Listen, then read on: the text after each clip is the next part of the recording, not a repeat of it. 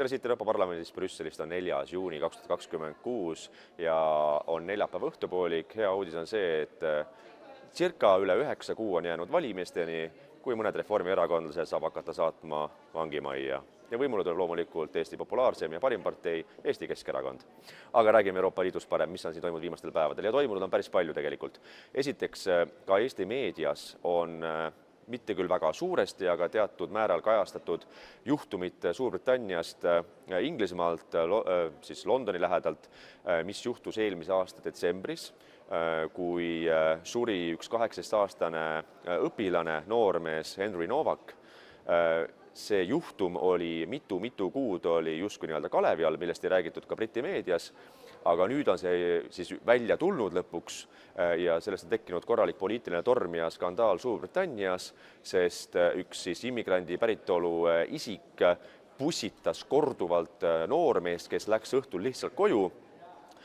Kohale kutsuti politsei ja see ründaja, äärmuslane, kes pussitas, väitis, et hoopis tema on ohver, et teda rassistlikult siis hoopis rünnati või löödi mingit turban peast minema.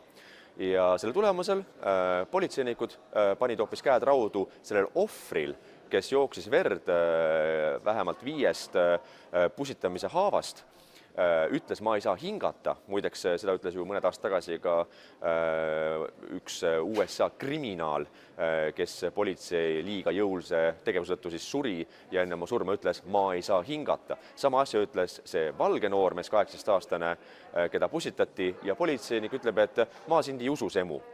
Ja see on videosse võetud, see video on muidugi sotsiaalmeedias väga palju levimas, aga mis on olnud reaktsioonid? Me ei näe mitte kuskil suuri märatsemisi, proteste, laamendamisi, nii nagu toimus Black Lives Matter ajal, kus miljardite dollarite väärtusvara hävitati justkui protestiks rassismi vastu. Me ei näe valgeid laamendamas, hävitamas linnaosasid. Me ei näe ka muideks valitsusi, kes tunneks väga sügavat, tugevat muret rassismi pärast, sest selle valge noormehe tapmine oli puhtalt rassistlik kuritegu selle immigrandi taustaga inimese poolt. Seda kõike ei ole, sest justkui ühtede inimeste elud, nende nahavärvi alusel, on vähem väärtuslikumad kui teiste inimeste elud.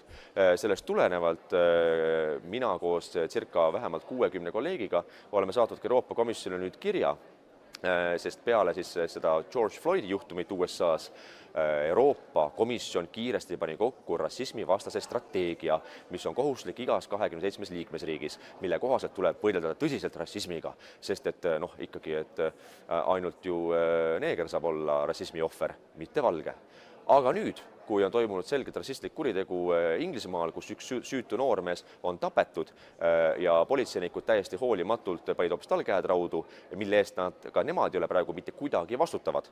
Samas kui George Floydi siis kõri liiga tugevasti pigistanud oma põlvega valge politseinik istub siiamaani vanglas.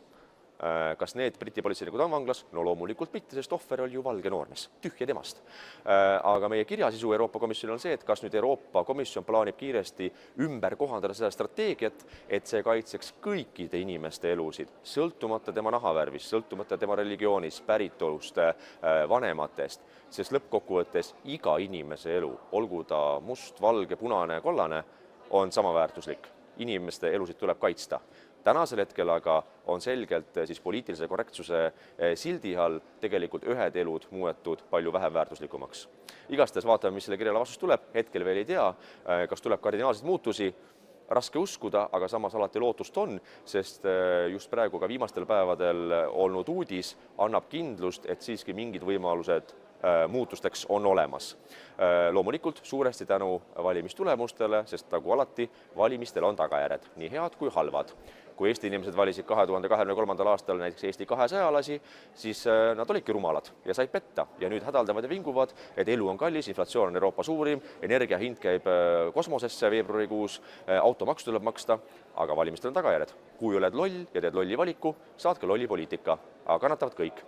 aga samal ajal 2024 Euroopa Parlamendi valimistel inimesed karistasid kõige rohkem just nimelt liberaale ja rohelisi ja toetasid rohkem tsentristlikke konservatiivsemaid parteisid, mille tulemusel Euroopa Parlamendi praegune koosseis on selgelt tervemõistuslikum, kui oli möödunud eelmine koosseis. Ja selle poliitilise surve tulemusel Euroopa Liit nüüd andis heakskiidu esimest korda ajaloos, et liikmesriigid võivad rajada ka migrantide keskuseid, väljasaatmiskeskuseid kolmandates riikidesse. Tänaseni muidu senimaani kõik vasakpoolsed ja liberaalid ja sotsialistid karjusid ja hädaldasid, et ei tohi neid kuskile kolmandasse riiki saata, kuna see on inimõiguste vastane, inimväärikust alandav ja nii edasi, nagu teate, seda sousti, mis sealt suust tuleb. Kuid samas muidugi avatud piirid on täiesti normaalne. Loomulikult, et inimesed võivad tulla ilma kontroll taustata, võivad radikaliseeruda, võivad näiteks Kölni uusaasta ööl umbes 1000 naist rahulikult ära vägistada, nii et politsei ei julge mitte midagi öelda, sest muidu tuleb äkki ksenofoobia, homofoobia rünnakud välja. Kõike seda nad võivad teha, et see nagu sotsialiste ja liberaale mitte kuidagi ei häiri, aga see, kui illegaale tahetakse saata kolmandasse riiki väljasaatmiskeskusesse, kus neid hakates välja sõeluma, et kel on õigus asüüli saamiseks ja kellel seda õigust ei ole, siis seda justkui teha ei ole tohtinud.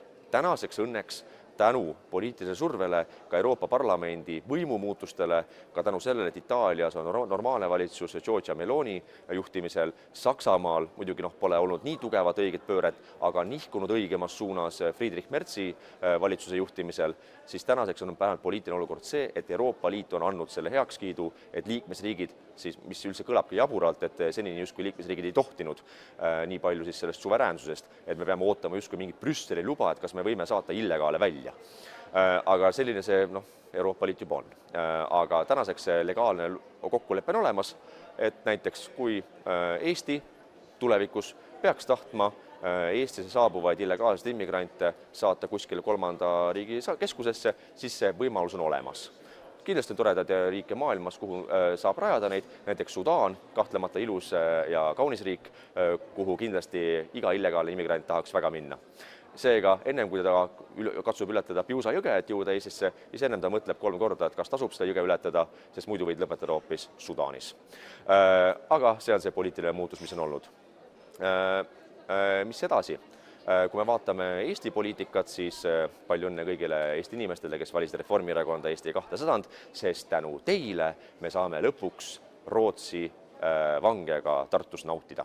Ja kas ei ole mitte ilus pilt välismaailmale, milline tõeline väikene Ida-Euroopa provintsiriik, kuhu siis ütleme rikkamad, jõukamad riigid saavad oma kõige hullemaid kriminaale, tapjaid, mõrtsukaid, vägistajaid saata kuskile Eestisse.